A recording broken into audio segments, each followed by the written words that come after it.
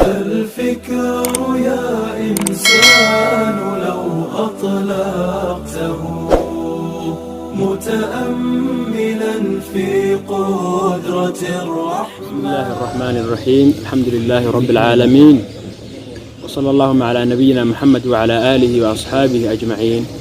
أما بعد، فسلام الله عليكم ورحمته وبركاته.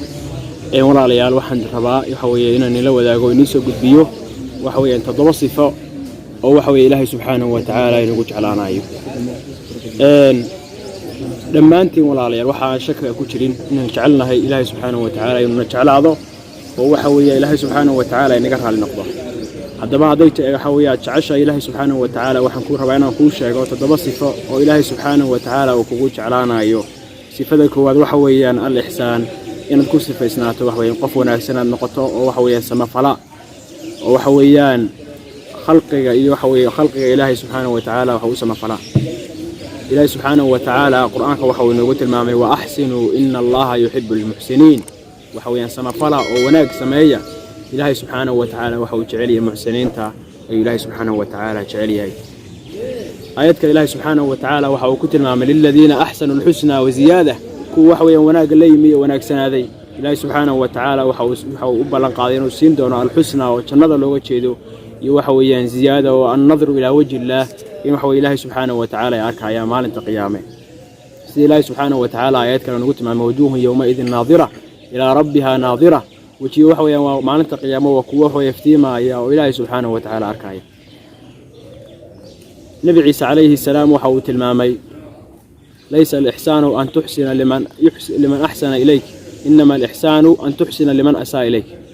نبي عيسى عليه السلام حاول تلمامي إحسانكم معها أما سمفلكم إن أدو سمفشوا عدة وحويان كو سمفشها تاس وحويان مكافأة ينقنسا يا أبا الجود.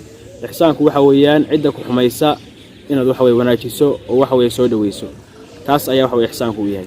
صفة الله بعد اللي قبها هي ولا القفك مسلم كأنه كسف إسناده إلهينا سبحانه وتعالى وكتعلانا أيوه وحوي وصفة التوبة adoonku inuu ku safaysnaado toobad oo Ilaahay subhanahu wa ta'ala uu soo laabto wax way marka wax way khaldamo oo gaf ka dhaco. Ilaahay subhanahu wa ta'ala waxa uu inoo tilmaamay inna Allaha yuhibbu at-tawwabin, Ilaahay wuxuu jecel yahay kuwa wax weeyaan u toobad keena u soo laabta ayuu Ilaahay subhanahu wa ta'ala jecel yahay. aayad kale Ilaahay wuxuu ku tilmaamay inuu Ilaahay subhanahu wa ta'ala dhamaan muuminiinta oo dhow ka dalbayo oo ka doonayo in Ilaahay subhanahu wa ta'ala u soo laabtaan. watuubu ila Allahi jamii'an ayyuhal mu'minuuna la'allakum tuflihun. dhammaantiin waxa weeye muuminiinay Ilaahay u soo laabta waxa weeye si aad u liibaantaan oo Ilaahay subhanahu wa ta'ala u toobad keena. sifada saddexaad ee laga rabo qofka muslimka inuu ku sifaysnaado si Ilaahay subhanahu wa ta'ala uu jeclaado waxa weeyaan at-tatahhur. qofka muslimka ay waxa weeye inuu nadaafeeyo oo waxa weeyaan tahaaradii macnawiga ahayd ee najaasadii shirkiga iyo waxa weeyaan dunuubta iyo macaasida waxa weeyaan iska daahiriyo, waxa weeyaan tii xisiga ahaydna waxa weeye iska nadiifiyo oo waxa weeye Ilaahay subhanahu wa ta'ala uu ku tilmaamay wa thiyaabaka fatahhir, nabiga alayhi salatu wasalaam ku yiri.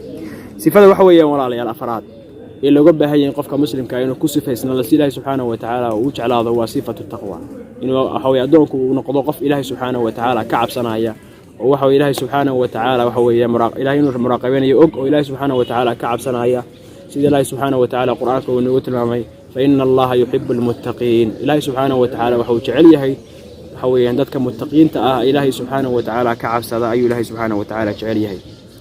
صفة ولا يا شناد اللي قبها ينقفك مسلم كأنه كوسف يسناده إسلام مركانا وحو إلهي سبحانه وتعالى وجعلانا ينقف كوسف يسن وحوي وصفة الصبر قفك وحويا نقض قف حويان إلهي سبحانه وتعالى طاعتي سكسبرا محارمتي سنكسبرا وحويان قدرت إلهي كود وحدبت لنا إلهي سبحانه وتعالى وكسبرا وقدرت إلهي دبت لنا وكسبرا أي حويان أي هوية تاس. إلهي سبحانه وتعالى وحوي نوت المامي والله يحب الصابرين. إلهي وحوي جعليه هي وحويان قوة الصبراء أي إلهي سبحانه وتعالى جعليه هي.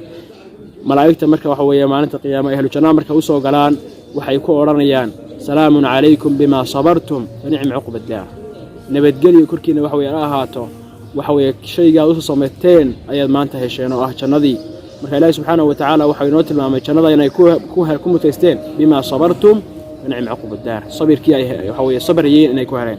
صفة وحوي يوم العليان لحد اللي قبها هي قفك مسلم كأنه كوسف يسنا وسلام مركا إلهي كوش علاني وحويان والتوكل qofka muslimka ay ilaahay subxaanahu wa tacaala inuu waxa way tala saarto waarimihiisa u bandhigo ilaahay subxaanahu wa tacaala ku kalsoonaado ilaahay subxaanahu wa tacaala waxa uu tilmaamay inna allaha yuhibbu almutawakkiliin ilaahay waxa uu jecel yahay kuwa waxa weeyaan tala saarta ayuu ilaahay subxaanahu wa tacaala jecel yahay nabiguna sallallahu alayhi wa sallam waxa uu tilmaamay law annakum tatawakkaluuna cala allahi xaqa tawakkulihi larazaqakum kama yarzuqu at-tayr taqdu khimasan wa taruhu bitanan haddii waxa weeyaan u tala saaran lahayd ilaahay sida waxa weeyaan shimbiruhu waa ilaahay subxaanahu wa tacaala ugu tala saartaan bimacnaa haddaad ilaahay u tala saaran lahaydeen xaqa uu waxa weeye tawakkalka u leeyahay ilaahay waxa uu leeyahay arsaaqi lahaa waxa weeye sida uu shimbiraha waxa weeye u arsaaqo shimbiruhu waxay ka lahaan iyagoo bog laalan oo gaajoonay waxay soo laabtaan waxa weeye iyagoo wax dhanagsan sifada u dambaysa oo kusoo gabagabeenayo toddobaad walaalayaal oo kusoo gabagabeenayo waxa weeyaan waa cadaaladda qofka muslimka ah inuu waxa weeye ku sifaysnaado waxa weeyaan cadaalad oo waxa weeye naftiisa iyo dadka iyo